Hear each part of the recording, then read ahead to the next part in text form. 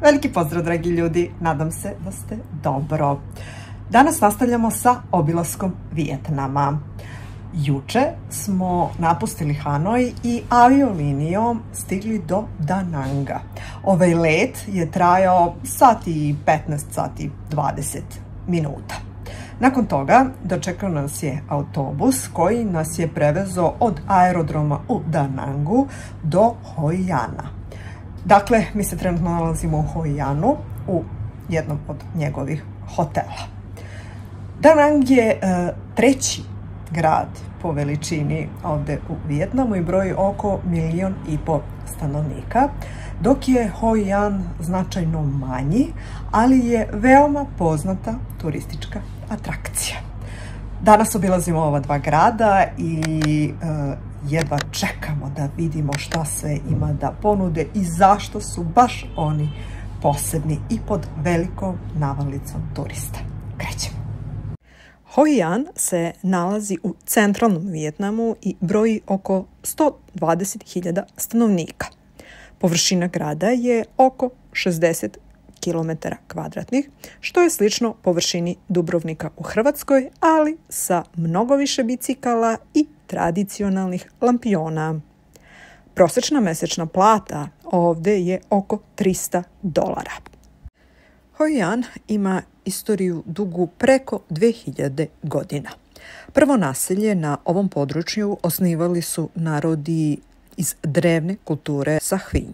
Tokom 15. i 16. veka grad je postao važno trgovačko središte zahvaljujući dolasku Kineza, Japanaca i Holanđana. Hoi An je tada bio ključna tačka na putu svile, poznat po trgovini svilom, začinima i porcelanom. Njegova istorijska luka privlačila je trgovce iz celog sveta, a tragovi tih kultura i danas su vidljivi u arhitekturi i tradiciji ovog grada. Zahvaljujući dolasku japanskih trgovaca 1590. godine, ovde je sa njihove strane izgrađen japanski most kako bi bio povezan taj deo u kome su boravili Japanci sa kineskom četvrti. Ovaj most je i danas jedan od glavnih simbola Hoi Ana. Tih dana, kada smo ga mi posjećivali, je bio pod rekonstrukcijom, a ljubazna vodičkinja nam je skrenula pažnju da se ovaj most nalazi i na vijetnamskom Dongu. Zbog razvoja trgovine ovde dolaze i kineski trgovci i grade impresivne kuće, hramove i društvene dvorane koje su i dan danas očuvane. Nažalost, u 18. veku, zbog pomeranja toka reke Tu Bon i rečnih nanosa, luka postaje nedovoljno duboka za veće brodove, pa obližnji Da Nang preuzima ulogu glavne trgovačke luke, a Hoi An počinje da gubi svoj značaj. Uprkos tome, Hoi An je ostao očuvan kao vremeplov iz prošlosti, pa je danas jedan od najposećenijih turističkih mesta u Vijetnamu. Od 1999. godine se nalazi na UNESCO-voj listi kulturne baštine, te je, zahvaljujući tome, ovaj gradić pravi turistički centar Vijetnama. Ne znam da li znate po čemu je Hoi An značajan. Značajan je po tome što godinama unazad biva svrstavan u jedan od najlepših svetskih gradova. Šta je posebno interesantno? Interesantno je to da generalno nije veliki grad, međutim sve je toliko lepo uređeno, ambijent, ljudi, kafići, restorani, radenje, bukvalno svega ima.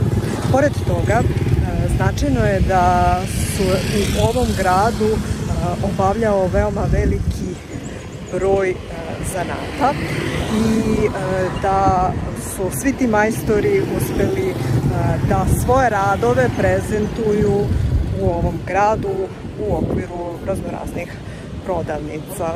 Kao deo trgovačke rute Puta svile, Hoi An je postao i veoma razvijen centar proizvodnje, odnosno šivenja tekstila. Naime, tokom 16. i 17. veka Hoi An je bio ključno trgovačko sedište gde su Kinezi, Japanci i Evropljani donosili svilu, tkanine i druge luksuzne materijale.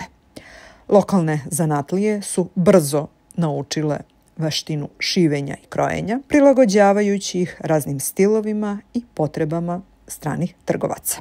Kineske i vijetnamske krojačke porodice osnovale su radionice koje su zanat prenosile s generacije na generaciju. Do danas ta tradicija nije zaboravljena. Danas, umesto kineskih, japanskih, evropskih trgovaca, ovde dolaze turisti iz celog sveta da naruče odela, haljine ili tradicionalnu vijetnamsku odeću koja se šije za 24 do 48 sati i sve to po meri kupca. Savršena kombinacija pristupačnih cena, vrhunske izrade i brzine dovela je do toga da je Hoi An danas poznat kao svetski centar za krojenje po meri. Ovde se prosto i osjeća drugačija atmosfera. Radnje su drugačije robu prodaju u odnosu na onu koju smo mogli da vidimo u Hanoju. Pored toga, grad je bitno čistiji od Hanoja i vidi se da meštani se trude da svoj grad prezentuju na najlepši mogući način. Danas je Hoi An jedan pravi slatkiš. Prve korake centrom ovog grada načinili smo na gradskoj pijaci. Stigli smo na pijacu u Hoi Anu. Inače, Hoi An je odavno bio poznati trgovački grad i grad u kome se trgovalo robom na putu između Kine, Japana i Evrope.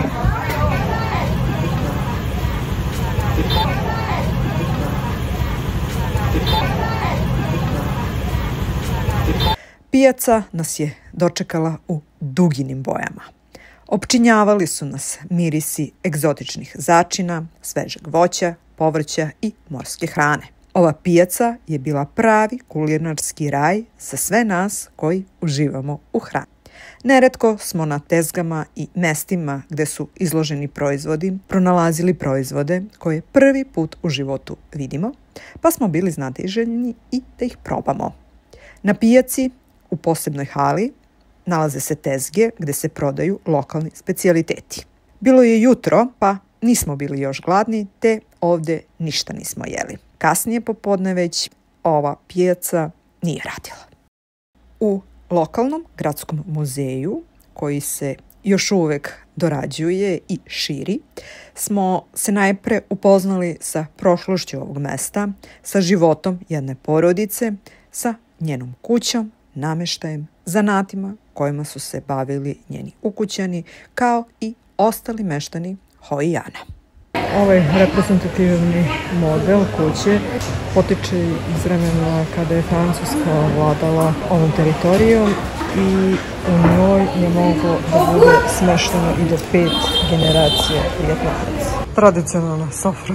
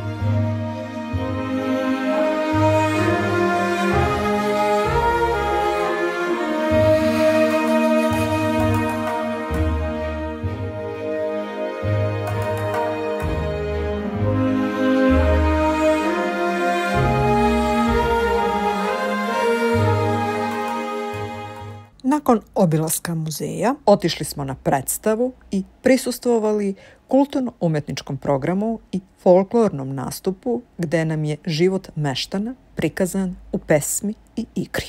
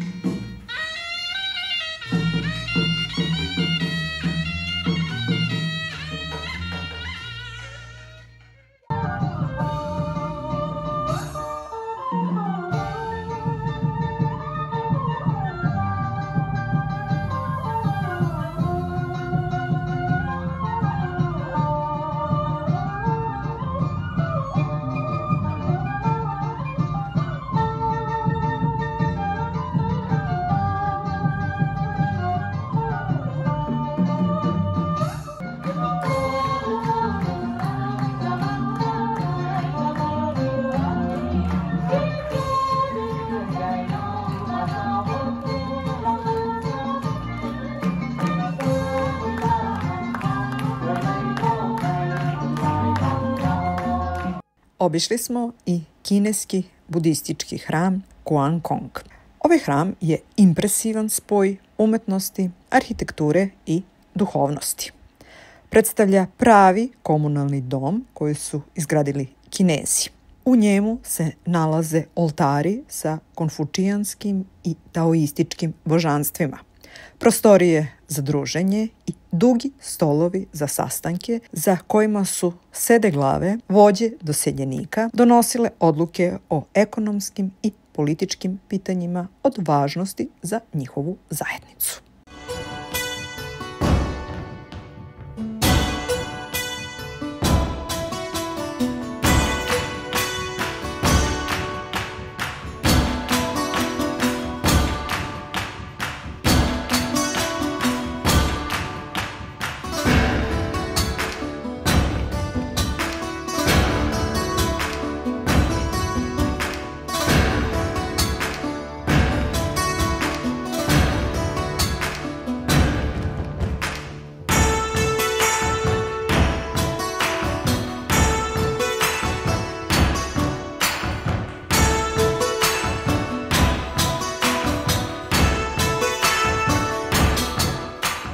Upoznavanje sa istorijom Hojijana smo učinili i u najstarijoj kući u Hojijanu, kući Tanki, koja je stara preko 200 godina. Neverovatno je kako je ona i dan danas očuvana. Slana kafa je apsolutni hit nama ovde u Vijetnamu. Ona je posebno poznata i naći ćete u gotovo svakom kafiću. Kao što vidite, sastoji se iz dva dela, iz gornjeg belog i donjeg brown. U ovom donjem se nalaze kafa i led, u gornjem, koliko smo mi uspeli da saznamo, to je šlag gde se nalazi i so. Onda se to pomeša, tako nam je rekao konobar, da se sjedine svi ukusi i pije.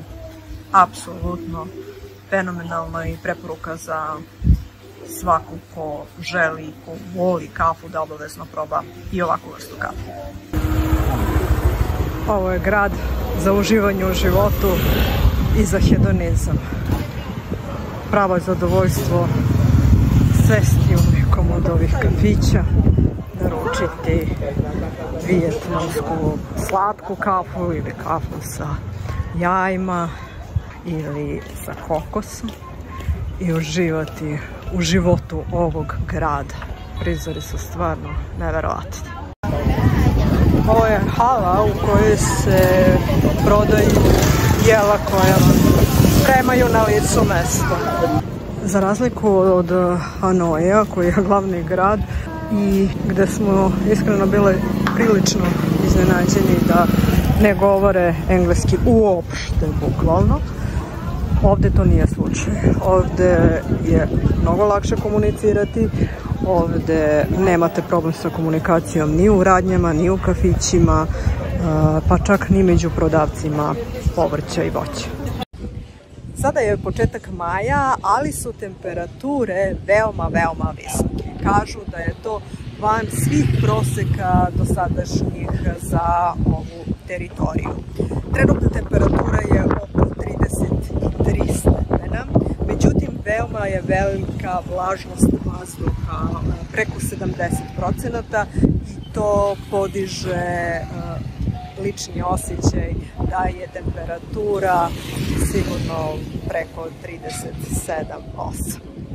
Trenutno je počeo neki vetar da duva koji malo rashlađuje, ali generalno nema ni vetra, pa je to dodatni problem za ovaj period.